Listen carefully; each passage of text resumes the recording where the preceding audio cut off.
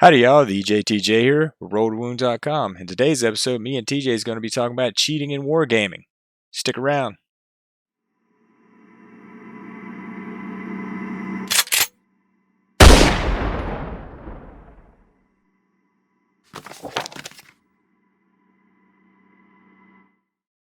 Alright guys, we got a good show today. We're going to talk about cheating in wargaming, what to look out for, how to prevent it, some tools you can use to try to stop from being cheated.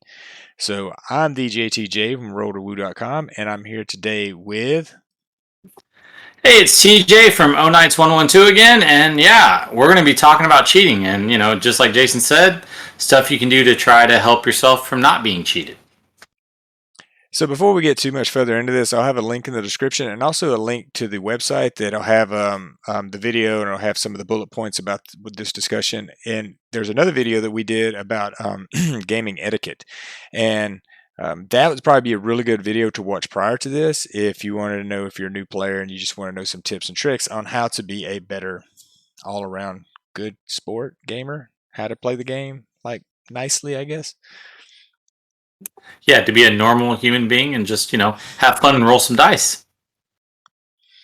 All right, so before we go any further, we're going to talk about what is cheating in tabletop wargaming. And hey, man, cheating is cheating, but is it every time?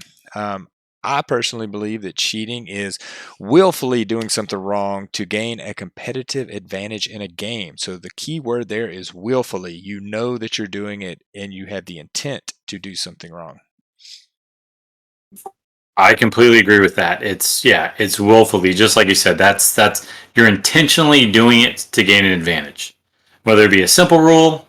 I mean, if you're one of those people who do dice rolls all the time and change up your dice rolls, I mean, you're willfully cheating your opponent, and that's just not cool. Before we go any further, though, we want everybody to know, especially if you're new to the tabletop hobby, that people make mistakes all the time. I make mistakes. I've made dozens of mistakes. I get rules wrong all the time if you've ever played me. And mistakes are okay. Mistakes happen to everyone. Things happen, The big thing is that you should know is if you make a mistake and you catch yourself, go ahead and admit that mistake. Tell the guy as soon as you know, oh, I messed this rule up. Sometimes you can't go back in a game, but you can always say, hey, I'm sorry, I did that wrong. In fact, there was one rule I messed up in a 40K, an AOS tournament, and I got the objective capture rules confused with 40K rule, and I told my opponent wrong, and I said, no, it's this way. He ended up winning the game anyway, but after the fact, I sort of relearned that rule, and the next time I saw him at a tournament, I said, hey, man, I got that rule totally wrong. I'm glad you won because that almost shifted the game into my favor, and I would have been very upset with myself. Yep. I'm just like you, man. I get rules wrong all the time. I'll read something and, I think it happens in the assault phase, and it's supposed to not happen in the assault phase, and it's in the fight phase. So, there's certain times when you just read a rule and you read it wrong, and you get the rule wrong, but the most important thing is you apologize, say you're sorry. If you can go back and change it, you do. I always have a cheat sheet, so I write down stuff again, so I know that maybe I messed up on something. So we're going to get right into it. The reason this topic sort of came to my mind is recently in 40K there had been some high level cheating going on, and if you look at any basically of the major systems with major tournaments, that this sort of happens about once every year, every other year. I have some links on the website that will sort of cover some of these other videos where there's some other gentlemen that break this down way better than I would be able to, and they actually have the live footage for some of those games. But I'm just going to ask TJ because he knows more about the 40K stuff that's been going on, if he has any comments on that. Yeah, so I mean, there's been a couple high profile players. One was removed. His name is actually TJ, but it's not this guy. But yeah, they had caught him on camera because once you become a high level player on the 40K scene, a lot of times you're on a lot of stream games, so people see what you do all the time. And it had been known that this guy had been, I guess, doing it for quite some time. And so they caught him on multiple games in a certain tournament. And, they just ruled that it just wasn't a good thing, that he'd been doing too much. The guy came out like a true gentleman. He apologized, said he wasn't going to do it again. He was going to take some time off and kind of reevaluate his stuff, And then there was another high profile case to where like people were calling him a cheater, but he didn't willfully make he did a point value thing to where the rule book, I mean the codex, and then what was listed in the GW has like two forms now with 40K. They have the app, and then they have like what they print on PDFs and the other things. So the points were wrong, were both different on both of them. And so when the guy built the list, he built it off of one. And so so if he would have done it the other way, it would have been a different point value.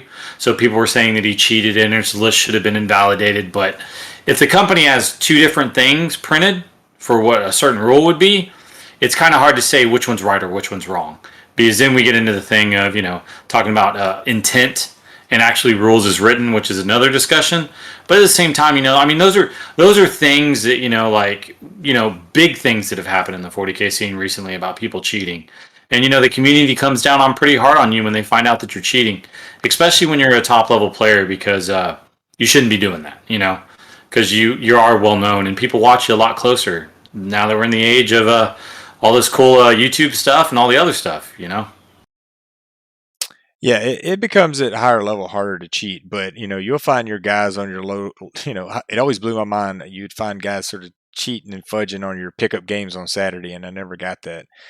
Well, your list building brings us to sort of our next point, which now we're going to sort of list out some of the ways that I and we have seen people cheat, and some of the things that you can look out for. We'll sort of describe what those things are, like if you're a layman and you're not used to these things, then we might try to give you a pointer to, hey, how could you combat that?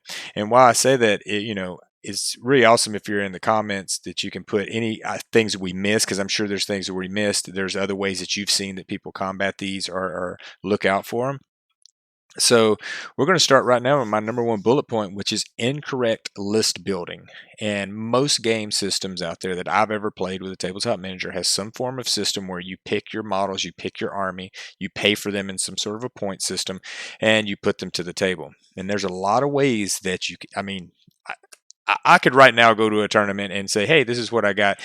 Very rarely is people going to look on my list and point it out. And it gets even more difficult with games like 40K, where 5 points for this gun, 10 points for this gun, and to point all that out.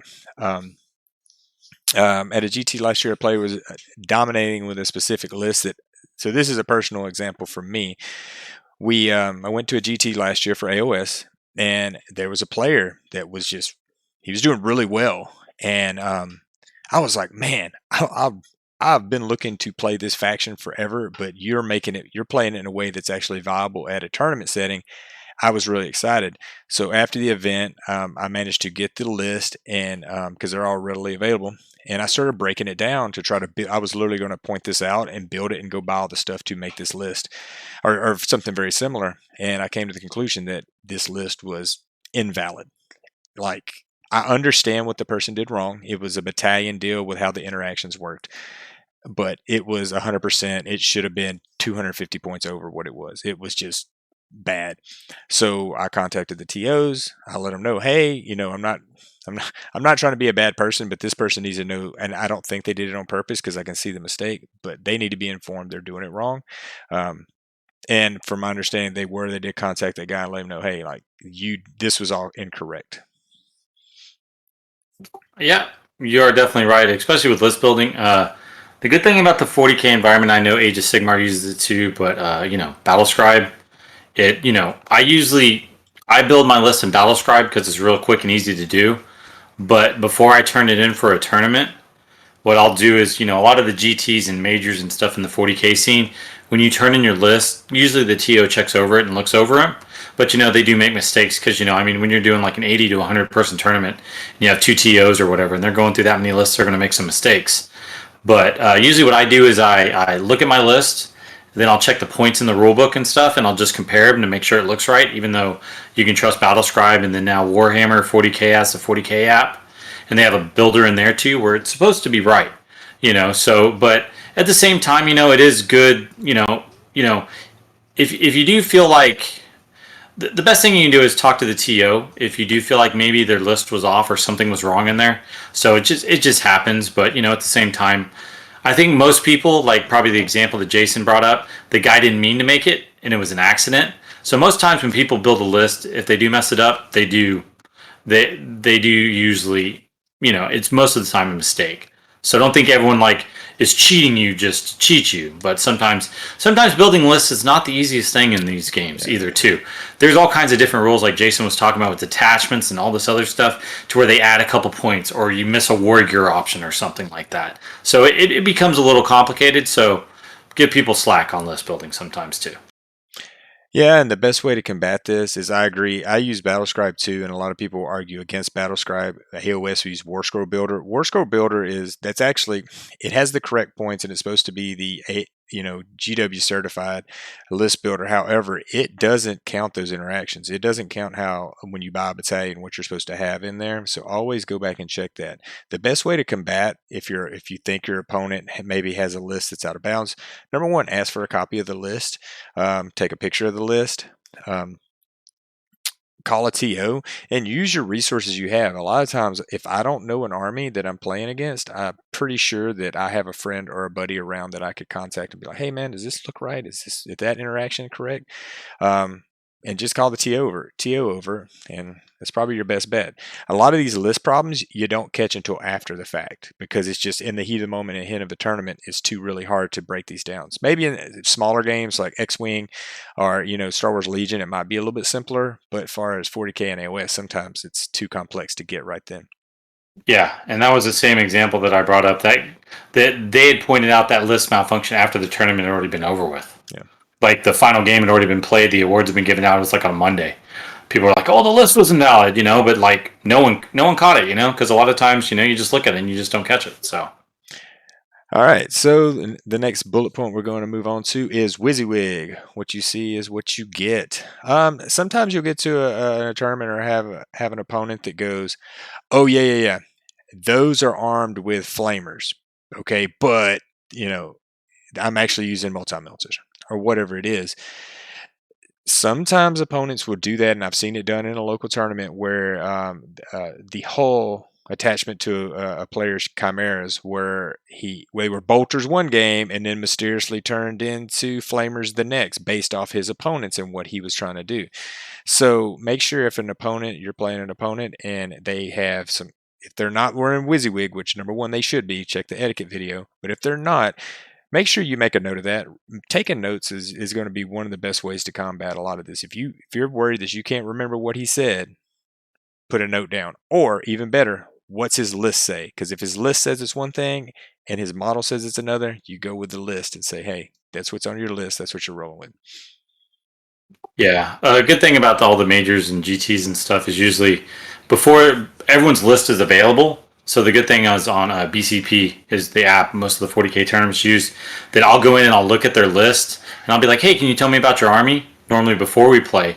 So they can point it out and I can read through their list and be like, okay, that is. But like Jason said, Wysiwyg is, I try to, when I play, my model is what I say it is.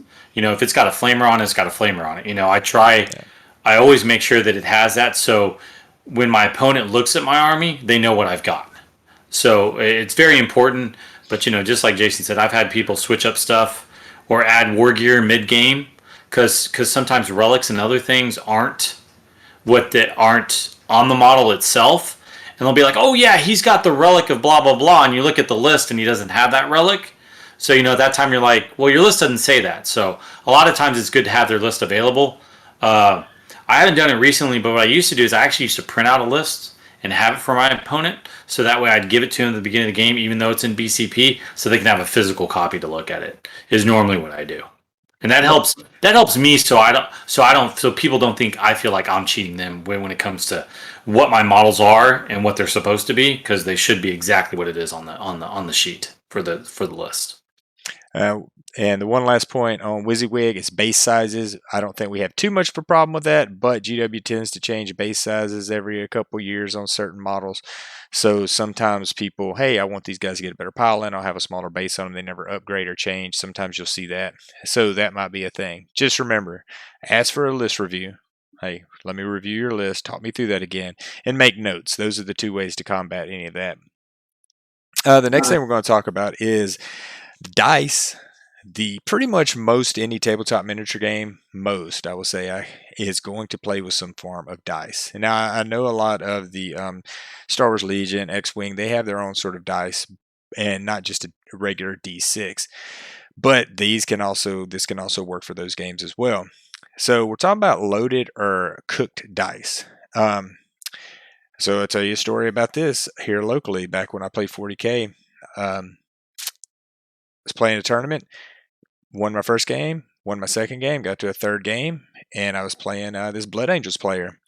And I tell you what, I'll be honest, I wasn't rolling that good, but it just seemed like everything he needed to hit, he was hitting 5s and 6s. Oh, he needed a 9-inch charge. Here's double 6s. And it was just like all game. And I even remember making the comment to him, hey, your dice are hot, man. Like that, I just can't do anything, because everything he needed to arc and everything that he needed to go off, and those crazy dreadnoughts with the claws that once they start doing wounds, they do more wounds than they used to. It was just, he was running through my army. Come to find out a couple months later that he actually got caught straight up with some cooked dice, with some dice that would roll 6s at a tournament in South Houston area. And so once I heard that and I sort of figured out who it was, I thought back to that event and went, man, it's got to be. I'm not saying it was, I have no proof, but just in my mind, I sort of knew, like, yeah, that his dice were so hot that game that he was probably also using them at the local tournament. Yeah, I mean it's interesting. Sometimes dice roll hot, and it was funny. At one of the last tournaments I went to, a guy got a little angry at one of the other players and said they were rolling with cooked or loaded dice. And the best thing about it is that the person that was rolling the dice, they just happened to be rolling really well that game. And the funny part is the dice that they were using were the dice for the event. So it's just like, it's one of those things, but, Jason's got some good bullet points when it comes up to this is, he brings up the point, like, keep an eye on people when they're rolling dice. If they're rolling like that guy that was probably rolling like 2d6, if they're using those same dice over and over again just to roll for charges, those are things where you can kind of look to be aware of that they may be rolling with some funky dice or something if they're always coming up pretty hot, or if the guy only rolls one dice for a leadership or a bravery test, Like, if people are doing that, like some people are retentive like that, they may be doing that, but a lot of times if they're rolling like what they need with just those certain dice, that could be a good, thing you're looking at and you're just like, man, he keeps on just using those 2 dice for all these rolls and he gets them every time. So, if that happens, man, call a TO or something, It's really hard to find cooked dice or loaded dice in an event. Most dice, honestly, especially chess aren't weighted correctly, so they're going to roll. So some of the things that, and this is sort of getting into how to cheat almost, but if you buy like a couple bricks of chess at the same one, you can literally sit there and roll them and roll them and roll them and find the ones that are weighted sort of wrong, because they're not scientifically perfect. There's also salt tests that people will do where they actually get the correct amount of salt, and they'll put their dice in them and they'll find the ones that float high or low, whatever they're looking for, and they'll pull them out. Like he was saying, keep an eye out for people that use 2 different colors or 2 sets of dice to do different things. Maybe they're high roll set and a low roll set, and if you see that constantly and they're really hitting a lot, then you're like, the only thing you can do is really call a TO. You can ask politely, like, hey man, like those dice are really hot. Do you have any other dice that you mind rolling or anything? I mean, it gets into a very awkward situation, because if somebody asks me to, hey man, your dice are really hot, can you roll some more? If I have other dice, I don't mind usually switching that out. But that could be an issue, especially if somebody is rolling hot and they're playing fairly, they might be offended by that. Yeah, you're right on that. That is a kind of a touchy subject, but at the same time, it's just, I mean, if they're continuing to roll like the same dice and that dice, yeah, I mean, then you may want to do it, but I mean, it's really a touchy subject when it comes to cooked dice or loaded dice. Yeah, and it's hard to prove, on the spot without really taking them out and testing it. The next thing people will do is fast roll. So a fast roll is when someone rolls their dice fast and picks up the successes before you have a chance to look them over. So example, maybe I'm rolling 10 dice. In general, the etiquette of it would be to pick up the misses and remove them while you leave the hits or the successful rolls out, so the opponent has a chance to look them over and make sure that they're correct. Played people before that they pick up the hits real fast. That would be fast rolling. So they roll their dice, they pick up the hits real fast, and they go and roll their wounds. What the best thing I do is just say, hey man, please slow down. Let me make sure and just remind them, hey, proper etiquette is to remove the fails, not the actual hits. Yeah, that's the best way to do it. Is just be like, hey man, just like Jason said, the best thing is etiquette wise, it's you should be picking up your misses and leaving the hits. So. And going back to this last sort of issue with the player at the 40K tournament rolling behind a screen or terrain, it's happened to me before where I think that I have a good spot to roll and I'm rolling over here, but I don't realize from my opponent's view he can't really see what I'm rolling because just of his angle. And I've actually had opponents ask, "Hey man, can you roll out here? I can't really see." And I go, "Oh man, I'm so sorry. Let me find a different spot to roll in." But there are people that roll behind terrain on purpose and literally just lie to you and say, "Yeah, I got 4 hits" when they only got 2 or something. Yeah. I bought a nice dice tray that's clear plastic. So what I'll do is I'll usually put that in the center of the board, and I'll just roll on my dice right there. And I'll say if you want to use it, you can use it too. But those are just that's like etiquette. That's just a gaming aid that'll help prevent this from you, so you can actually see what's being rolled too. Moving on, another issue that could be, and especially in games that has a lot of movement, is moving the model too far. Um, it's kind of a hard one to catch because a lot of times if I'm 3 or 4 foot away from you and you move an extra half inch with a model or an inch, I'm really not going to be able to catch that. But it is one of the ways that you see a lot of cheaters get their slight little competitive advantage by a little bit of that movement shenanigans that they shouldn't be doing. And it also goes around in, oh, they're going to move, or instead of moving over the rock and paying the points or the movement for it, they'll move around it and not use it. So there's a little thing with that. How would you combat, TJ, if somebody you think or suspect somebody is moving a little bit using movement shenanigans? A lot of times, what I've done before in the past is one, I watch how they move, and I make sure that they're. A lot of people will measure from the front of the base, but then when they move the model, they move it to the back of the base.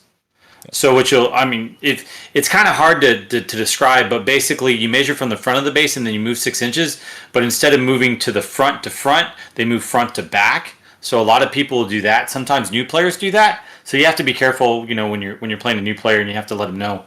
But a lot of times, what I'll do, if I feel like they're really cheating and moving, I will be like, "Hey, do you need me to help you measure?" Or I'll measure out, and just kind of know what the 6 inches in.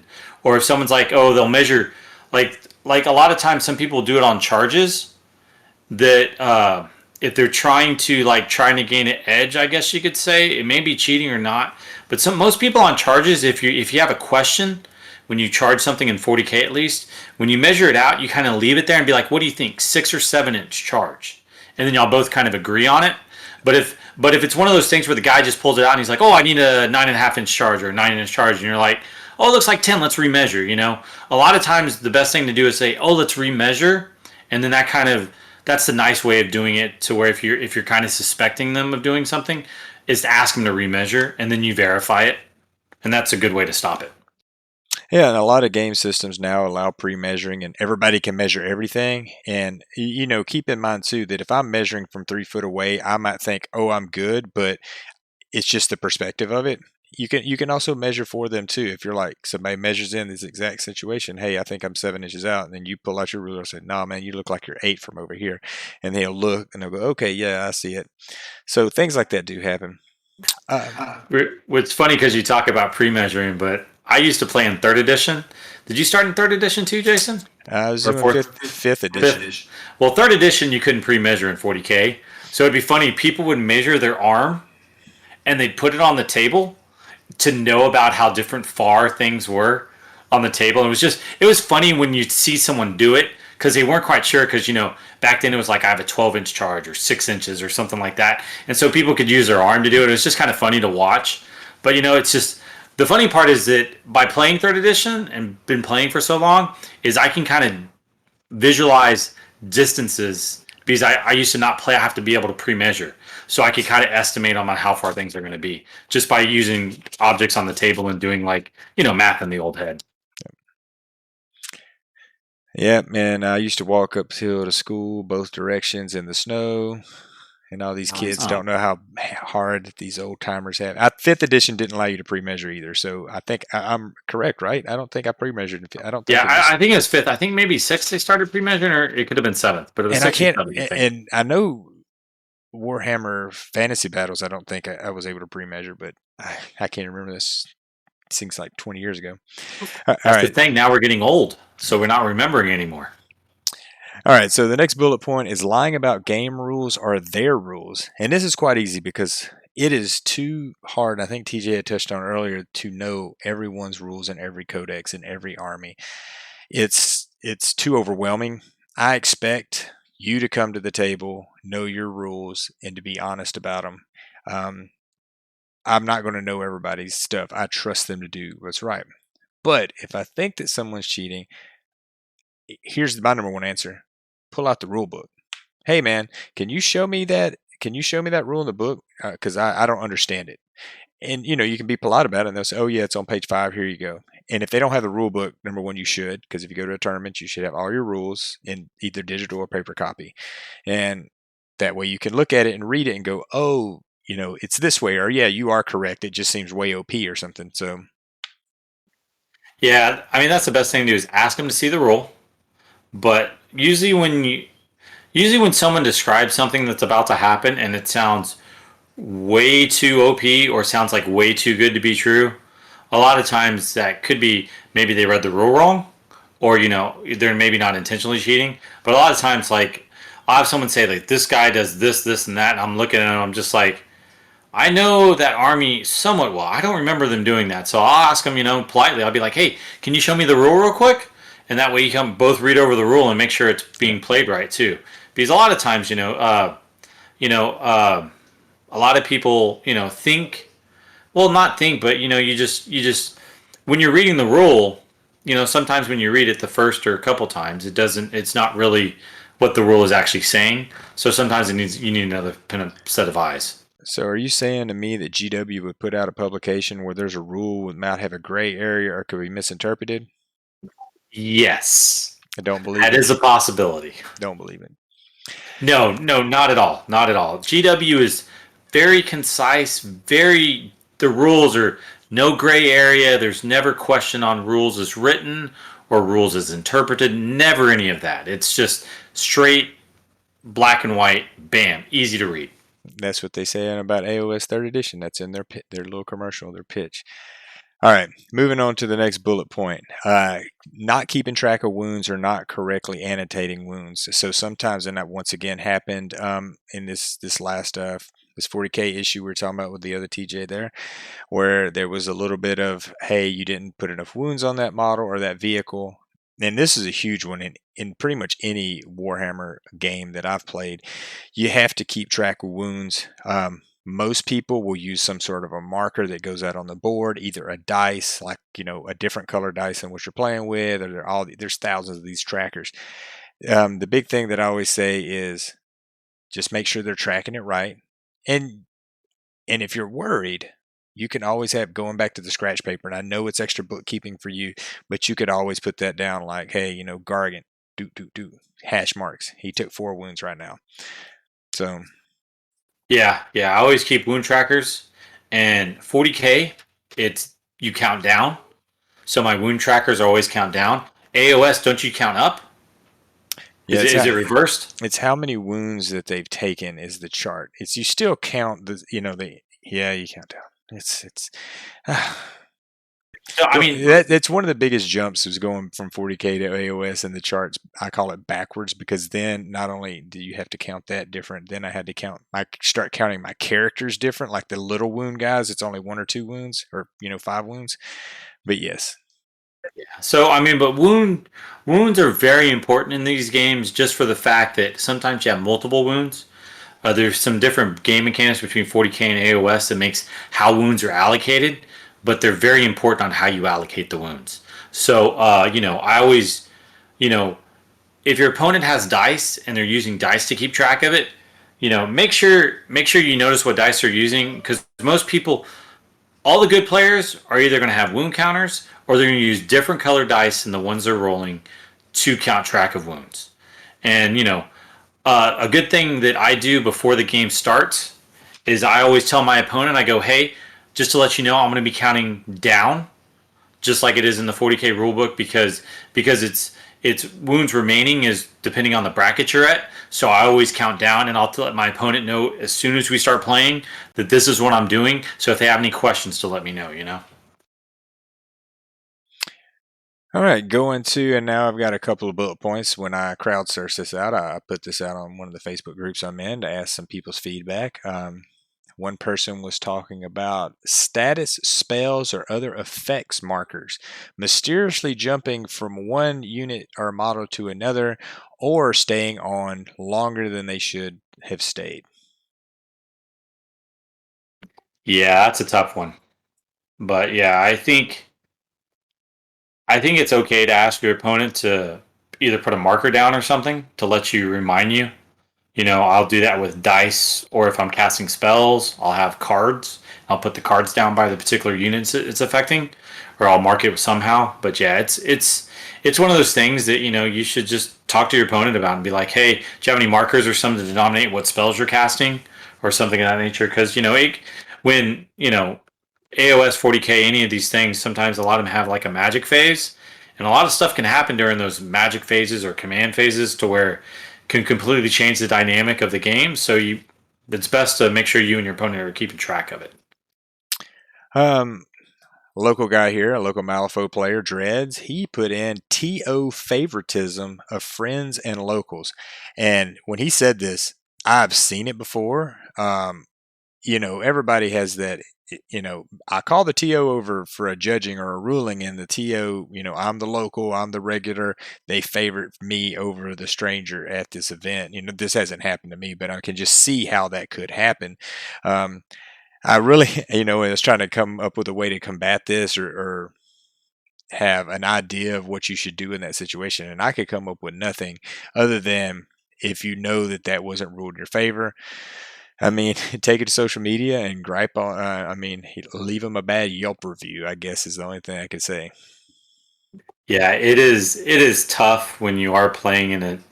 If you're the person playing in another environment and no one knows you, and then your opponent you're playing is like talking to all the judges and be like, "Hey, what's up, bud?" And all the other stuff, and then they ask a question, and all of a sudden they rule in your favor. You can't get that bad feeling in your mouth. But hey, the most important thing is if you're going to question someone or like have a comment or something like that, make sure, like, if you know something's wrong, have the proof. And if the TO still rules against you or whatever, then just chalk it up to one of those things. It's just like, I guess they're friends or something like that, or something else. But it's I've seen TOs rule rules wrong. Because at the same time, a TO is just us two as well. We're just a fellow gamer who actually spent the time to put on the event. So a lot of times they don't know all the little ins and outs of your army that you may know better than them. So they just read over the rule real quick and they may get the rule wrong. So it sucks, but it does happen. Yes, it does. And, it's one of those things where, what are you going to do other than you can take it to the internet? The next bullet comes up from Brent Wong from Houston Apollo Squadron. If y'all play X-Wing Circuit, then everybody knows Brent. He's pretty much the biggest X-Wing player or TO coordinator in the state of Texas, if not this part of the U.S. And he was saying an X-Wing changing ship dials after the planning phase end, and the opponent has already moved one or more ships, and sloppy movement of ships to knock other ships out of position. He also talked about slow play, which we haven't even really covered, and playing so fast that the triggers are missed. And I know I'm hitting a bunch, but this is most for these X-Wing guys, something to look out for. Having this is a big one. Having spectators relay information while standing behind your opponent. So we really don't see it too much in AOS with the relays, but that it can happen in Magic and other games, especially where you're hiding, what you have on your, what's on your hand, or an X-wing, the dials, what your movement's going to be. Um, but the spectator thing is very interesting because one of the things I will say, and it's almost an etiquette deal, is when you're playing in a tournament and then their buddy finishes early, or maybe it's just a total stranger that has nothing to do, walks up and starts telling the opponent how to, giving them advice and saying, hey, you should move here. Hey, this and that, and basically give them tactical advice. I guess I'll just ask you the question. If I'm playing a game against an opponent at a GT, and then one of my good buddies walks up and starts telling me, hey, you should take that out, or you should shoot here. Hey, cast that spell there. Is that cheating? Is that acceptable, TJ? I don't know. I'm asking. I do not think it's acceptable at all because he's trying to help you, and really the game is between you and your opponent. So I think, yeah, I I've told, I've had friends come up, and say, hey, man, what's going on? A game going good? And I will give them a cue. I'll be like, oh, it's good or bad. And then I just immediately like say, okay, talk to you later. And I'll go right back to my opponent because I don't want, because to a lot of people, it'll feel like cheating, because you're over there playing and then this dude walks up, whether you know him or not, and they're like, hey, man, like, why'd you move that? Or they'll ask you questions. And it's just like, that's not really the game between you and your opponent because he's trying to tell the other person like different things they can do to maybe help them win the game. And really, it's really my mind that should be making all those decisions, not someone else. So I think it is cheating. It's just kind of like people on stream. I've seen people on stream, and I don't like it when they have their cell phones there because it's a live game.